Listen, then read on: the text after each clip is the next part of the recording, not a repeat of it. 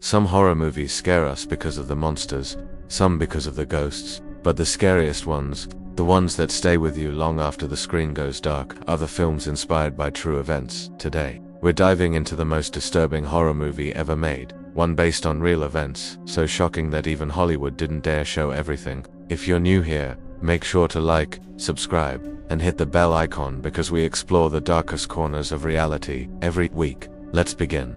The film that went too far. Over the years, filmmakers have pushed horror to extremes, but one film stands above the rest, terrifying not because of special effects or monsters, but because its story is real. I'm talking about The Exorcism of Emily Rose, inspired by the tragic true case of Anneliese Michel, a young woman whose life spiraled into darkness during the 1970s. The movie itself was frightening, but the real story, far darker, far sadder, and far more disturbing.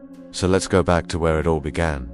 The real girl behind the movie. In 1952, Anneliese Michel was born in a small town in Germany. She grew up religious, quiet, and completely normal.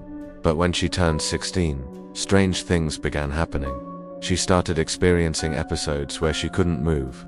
She saw dark figures standing at the edge of her bed. She heard voices that weren't there. Doctors believed she was suffering from epilepsy, and for years she went through medical treatment, but no medication worked. As time passed, her behavior grew more unusual.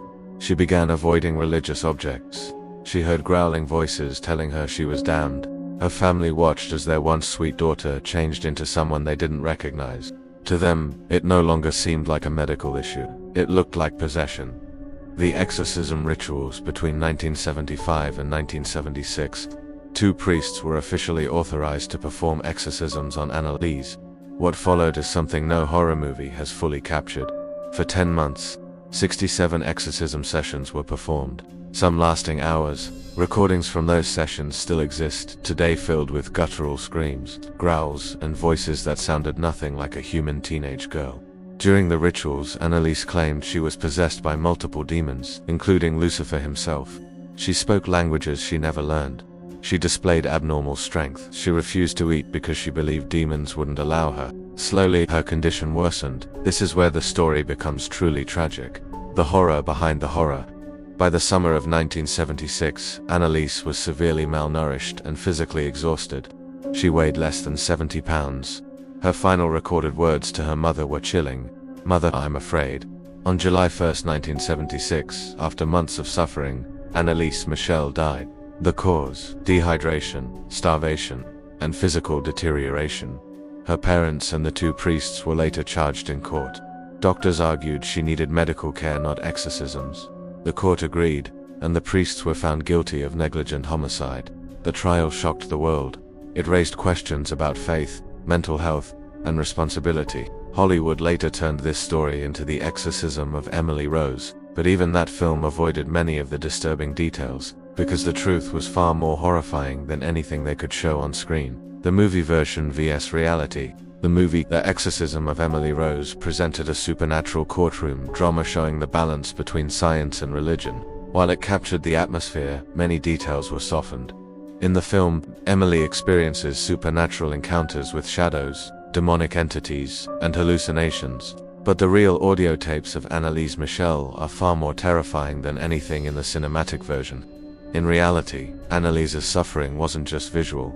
It was emotional, psychological, and physical. Her voice, deep, animalistic, still disturbs anyone who listens. The real story also involved far more violent behaviors, extreme fasting, self-harm, and a downward spiral that medical professionals believe could have been prevented. What makes the story so disturbing is that no one truly knows what happened. Was it a medical condition, a psychological breakdown, or something paranormal that defied explanation? Science and faith continue to argue about it to this day. Why this story still terrifies us. The reason this story remains one of the most disturbing true events in horror history is simple. It blurs the line between real life and the supernatural.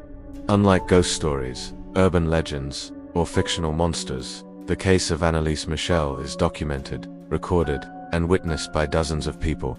We have tapes, we have photos, we have medical reports, we have testimonies. Everything about the case feels real because it is real.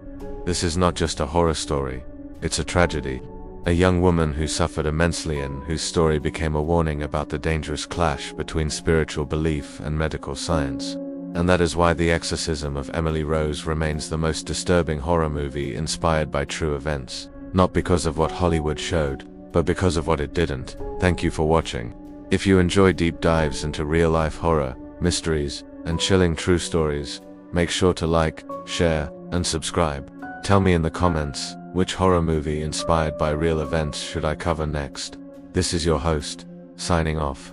Stay safe, and remember, sometimes the scariest stories are the ones that really happen.